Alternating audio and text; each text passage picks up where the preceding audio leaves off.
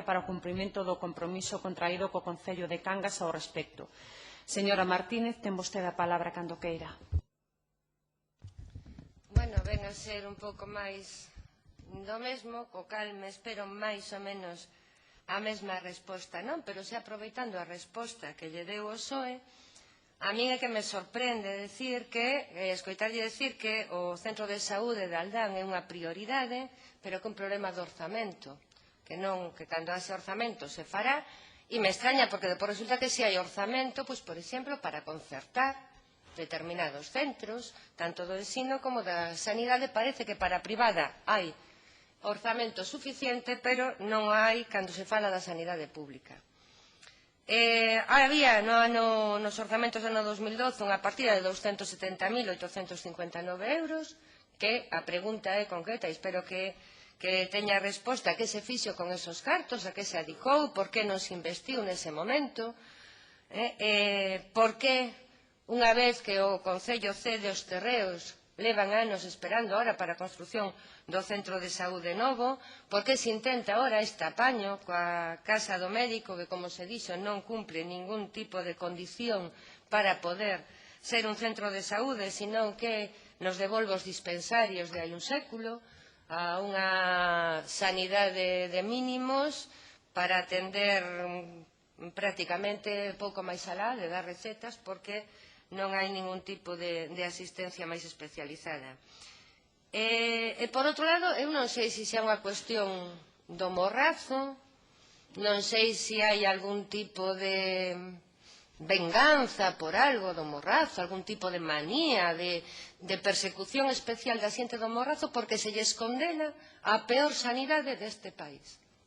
Por un lado, non teñen centros de saúde, prácticamente están en unha situación moi precaria en canto a atención primaria, se lles deniega a construción do CAR, que levan reclamando desde hai moitísimo tempo, están condenados a ser os únicos usuarios ou asegurados da Seguridade Social obrigados a ir a un centro privado concertado, ou a este centro non se lle exixe por parte dos Sergas a prestación dunha calidade asistencial equiparable coa sanidade pública e, polo tanto, están sempre condenados a ser os galegos e as galegas que reciben peor prestación sanitaria. Entón, nos gustaría saber que pensa facer o Sergas, se os pensa seguir condenando a esta miseria sanitaria, se está disposto a darlle aos usuarios da Seguridade Social da Península do Morrazo a mesma calidade asistencial que teñen o resto dos galegos, e para cando se vai a facer, cando se vai a construir este centro de saúde. Nada máis.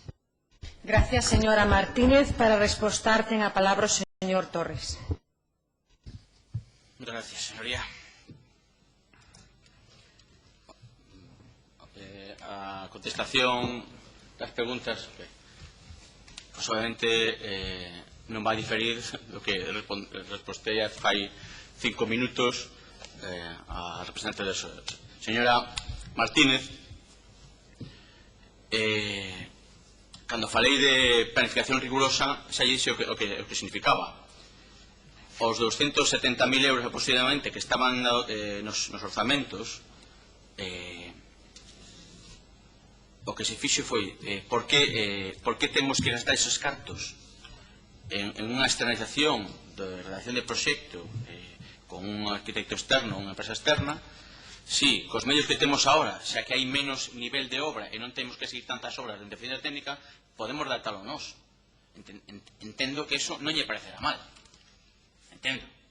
Se é así, a mí sorprendería moito que desde o seu partido político non queran usar os recursos públicos para facer estas cousas. Entendo que non.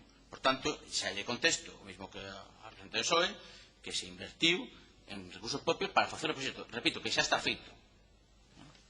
Por tanto, non temos ninguna persecución, ninguna maquinación en contra do morrazo, mas nun concepto. Entendemos que se aposta pola planificación sanitaria correcta, que se invirte en aquilo que é imprescindible e cando haya medios materiais suficientes, orzamentarios, farase o centro de saúde. Por tanto, non se preocupe que non hai ningún tipo de maquinación contra da zona do Morrazo. E despois, lle contesto exactamente igual que o Partido Socialista anteriormente. Non se vai aceptar ningún edificio, instalación que non cumpla os requisitos necesarios, mínimos e legales para poder atender a población de forma axeitada. Eu non teño o informe da valoración técnica desa instalación. Entendo que si como vostede, a compañera do Partido Socialista, di que non cumple, pois non cumplirá. Eu non teño informe todavía. Por tanto, cando teño informe, se é así, pois diremoslle que moitas gracias por o ofrecemento, pero non cumple os requisitos mínimos para ser un centro de saúde do Sergas. Moitas gracias. Gracias, señor Torres. Señora Martínez, ten vostede a palabra.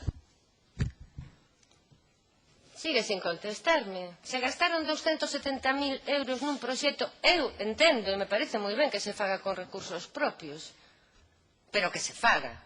O malo é que aquí os cartos non se ven e o edificio tampouco, e o proxecto tampouco, non se puso nin a primeira pedra, non se empezou nin a escavar. Que fixeron cos 270.000 euros? Eu que me pregunto, se gastaron 270.000 euros no proxecto, realmente é iso que me está dicindo? Pois se o proxecto vale 270.000 euros, non lle quero contar agora. Onde meteron 270.000 euros nun proxecto? Eu de verdad creo que teñen moi pouco cuidado cos cartos públicos. Ou senón que realmente non están dicindo a verdade, non? E o que hai é realmente unhas ganas de dilatar o centro de saúde de Aldán no tempo hasta onde sea, porque non hai ningún tipo de compromiso.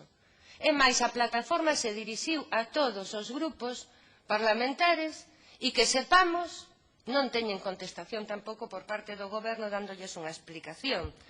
Nin teñen os veciños, non teñen o informe, pois non sei, o mellor o informe sobre ese edificio tardará, o mellor este ano non chega, porque como todo vai tan lento, e os veciños que esperen. Onto decía o señor Tahoces tamén na Comisión de Economía, non? Que a xente non desespere.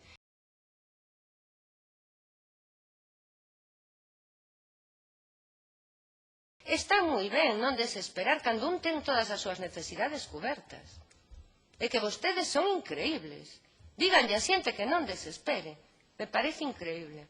E realmente é unha poboación discriminada sanitariamente, moi discriminada sanitariamente. E vostedes están mantendo esa discriminación. Todas as necesidades sanitarias da área do Morrazo están sin cubrir. E vostedes fan propaganda cos seus orzamentos, propaganda electoral durante as campañas, prometendo, pero como sempre, non cumplen. Fala de que se inviste no imprescindible, con lo cal me queda claro que para vostedes non é imprescindible o centro de atención primaria para Aldán. Para vostedes non é imprescindible o CAR. Para vostedes non é imprescindible exixirlle a Povisa a mesma calidade asistencial que na sanidade pública. Para vostedes non é imprescindible nada. É imprescindible, pois, subvencionar os hospitais privados, é imprescindible subvencionar os centros que segregan nenos e nenas, é imprescindible, todo eso é imprescindible. Polo tanto, eu lle pediría que conteste a pregunta cal é o compromiso e que se comprometa para cando, non me diga para cando podan. Porque cando podan pode ser dentro de 40 anos. Remate, señora Martínez, por favor. É que simplemente pido que me conteste as preguntas que non me contestou a ninguna. E as ten por escrito desde antes, debería de ter a resposta, tuvo tempo de preparalas. E o que me parece increíble é que se checa aquí sin as respostas. Gracias, señora Martínez. Señor Torres, ten vostede a palabra.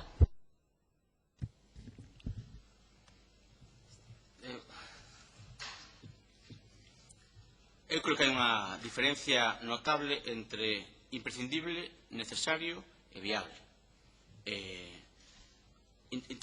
Eu creo que lle vou responder. O diñeiro que iba destinado a facer o proxecto invertiuse en cumprir o orzamento, o límite orzamentario, e destinouse diñeiro con recursos propios. Por tanto, fíxese o proxecto. O proxecto está feito. Por tanto, non lle teñe que preocupar. O orzamento que estaba destinado a eso fixo con recursos propios. E empregouse en cumprir, en ahorrar diñeiro para cumprir o orzamento. Xa está contestado. É doado entender. Despois, dese orzamento, dese proxecto, sabemos o que costa a obra xa. 1,357 millóns de euros. Me dice, hai compromiso formal este ano? Non hai compromiso formal porque non están nos orzamentos. Ten intención a Xunta de construirlo? Por suposto. Creemos que é unha infraestructura que hai que acometer. Pero tamén lle digo que hai cousas que son máis importantes desde o punto de vista existencial. E produceuse outros 15 ou 16 centros de saúde. Por tanto, invertise en primaria e priorízase.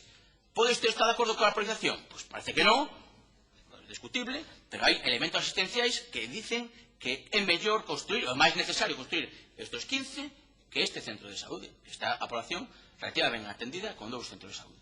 Por tanto, a resposta é, ten o compromiso a Xunta de facelo? Sí. Sí. Vale? Pois está claro. Vale, por usted. Gracias.